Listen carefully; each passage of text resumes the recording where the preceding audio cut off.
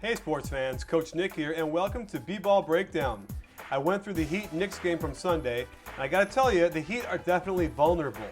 The Bulls and the Celtics both exposed them for their curling defense, where the down-screen defender keeps coming up way high aggressive, and they would dump it down to the screener for open shots. Now, the Knicks don't really have that in their offense because their only really good shooter is Novak, who isn't fast enough to concern the Heat. However, the Knicks were able to exploit their pick and roll defense a little bit, and let's make it clear, when teams don't turn the ball over a lot against the Heat don't do so well because they rely so much on those turnovers and runouts to get easy baskets.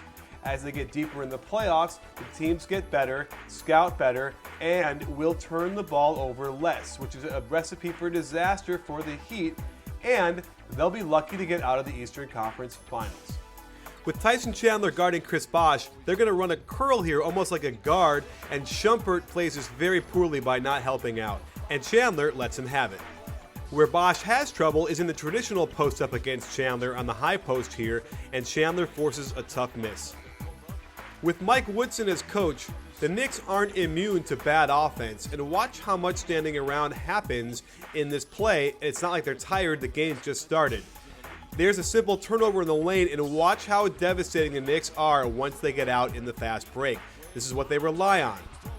The Knicks do run horns, and here, instead of going to Shumpert in the corner who was open, they opt to go to Fields in the weak side, who almost turns the ball over and then throws the ball away on a miscommunication with Melo. The problem with the Heat is, teams as they get better in the playoffs won't turn the ball over as much, and they're not going to get these easy scores.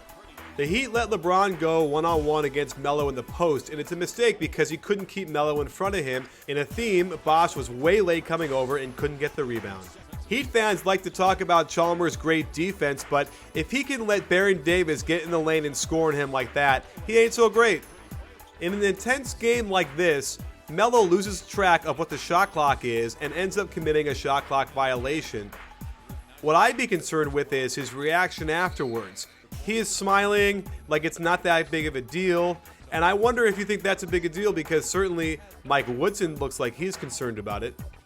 Melo had a field day with isolation, and you'll see Haslam completely ignore Shumpert to help out, and he still gets beaten and is late and fouls. The Heat take 8 minutes to finally get into their best set, horns, and watch as the double screen goes for the weak side with Dwayne Wade. He has a choice. He could go up on top of that or back door. He chooses back door, gets a beautiful little half hook layup. In contrast, the Knicks go isolation with Melo on the wing, and with Haslam out, you're going to see Bosh responsible for coming over to shadow. Wade even points it out, get over there and shadow Melo. But look where Bosh's man is. He's out of bounds, for heaven's sakes. He shouldn't be that close to him anyway. He's way late coming over, and guess what? LeBron cannot handle Melo on the wing by himself. On the screen and roll, the Heat try to be very aggressive, and here's Chalmers playing it poorly again. You can't let the point guard turn back away from the screen and get deep penetration. Shane Battier can't help out off of Melo. They get the ball in, out, extra pass, splash. Again, way too aggressive. Watch how high Anthony gets on that ball handler, forcing everyone to cover for him. They can't rotate fast enough, and there's Smith with another three. Here's classic D'Antoni offense. With Melo out, they use the team concept with the screen and roll. When the screener goes to the basket, Battier can't help because he's guarding the best three-point shooter in the league in Novak, and they get a dunk. Here's where it gets exciting as a coach when you see Melo in horns and they throw it to him on the high post. Watch the weak side as everyone's going to turn their head and look at him and not know where their man is. James Jones does a terrible job jumping below to get even more in the way of the screen. Here's the worst part. The Heat run this play. They run horns. They know a double screen happens in the corner on the weak side. How can you run right into that screen? It's Wade's turn to get blown by on an ISO by Melo, but watch how Chris Bosh just walks around out there and is in no position to help. He's way too slow coming over, and you get a layup. And all that walking out there reminded me of something. Oh yeah, that's pretty eerie, isn't it? With the screen and roll, they're having trouble being on the same page. Watch how Haslam hedges. LeBron can't jump higher than the screen. That'll let him get right into the lane.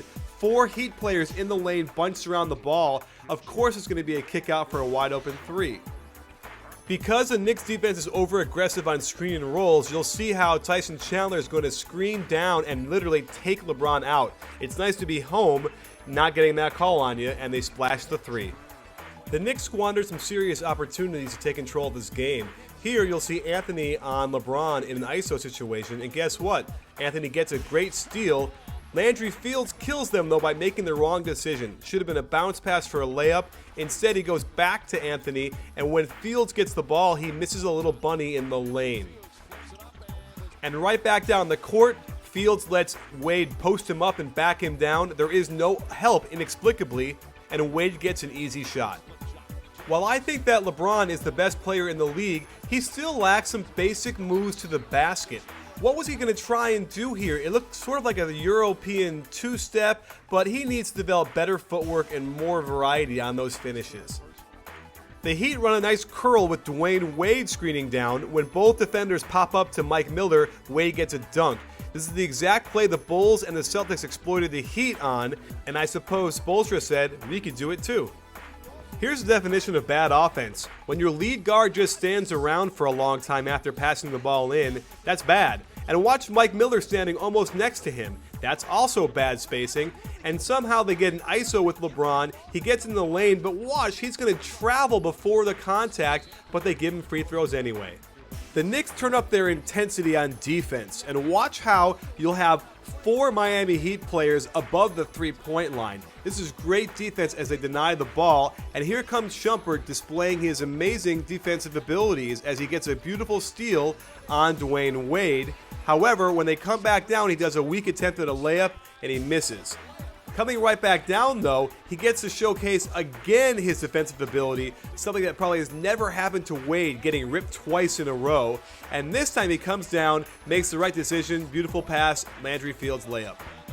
The Heat finally settle into running horns down the stretch, which is a great idea, and they get a good shot, they just miss. But here's the problem. You have a rally killer in J.R. Smith. Down the stretch in a close game, you gotta take good shots. And this shot, my friends, is not a good one. And in his zeal to dribble the ball around trying to get something happening, he wastes way too much time and causes a 24-second violation. Another rally killer. To J.R. Smith's credit, he does get an incredible steal on Dwayne Wade coming across the lane, and they lead a fast break. However, he misses a layup when he makes it a little bit too complicated, but there's Carmelo to tip it in. I think it was goaltending, but it's good to be home. The rule is no part of the ball can be in the cylinder when you touch it. It looked like a little bit of it was. And horns work so well for the Heat because there's weak side action that distracts the weak side help. There goes Bosch for a dunk. The Heat run horns again. They finally figured out this is their set, and they start to get a good screen and roll action with Wade, but there is J.R. Smith fouling him, but not getting it called, so it's a steal.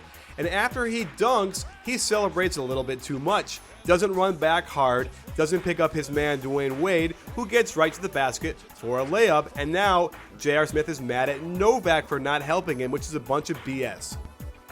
The perils of having Melo and J.R. Smith on defense is, in a pick and roll, either of them should be helping out on the roll man. Instead, neither of them moves at all, and they give up a layup. Here's a key play. Melo gets the ball knocked off of him, but they give it back to the Knicks anyway. But look at his reaction. He's laughing. This is a really tight, important game for them, and he's not cold-blooded assassin serious.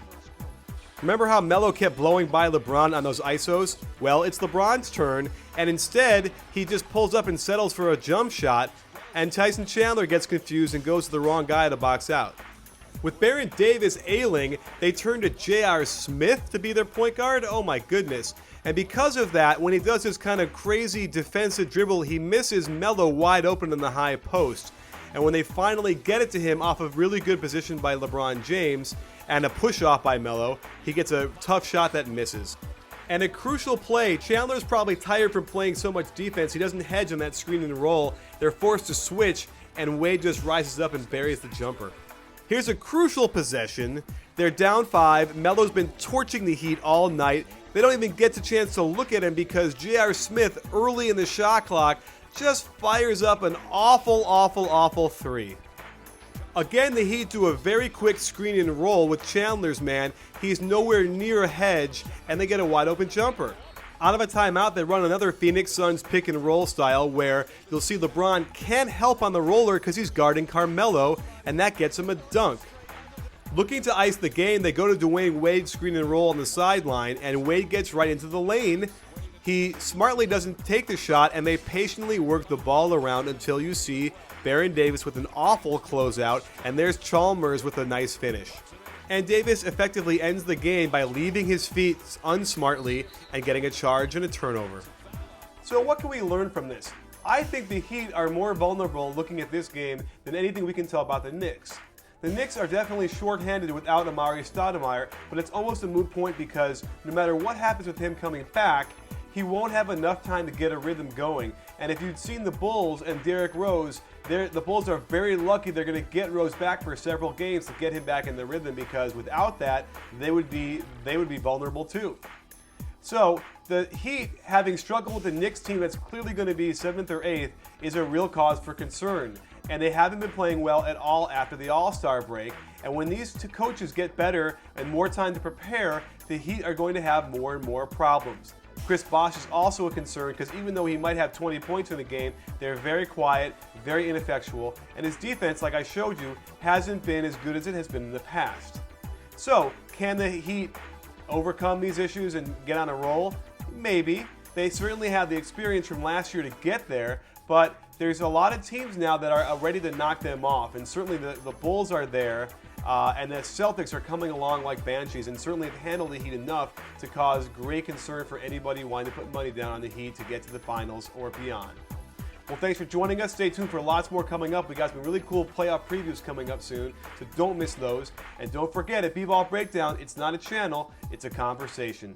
You in?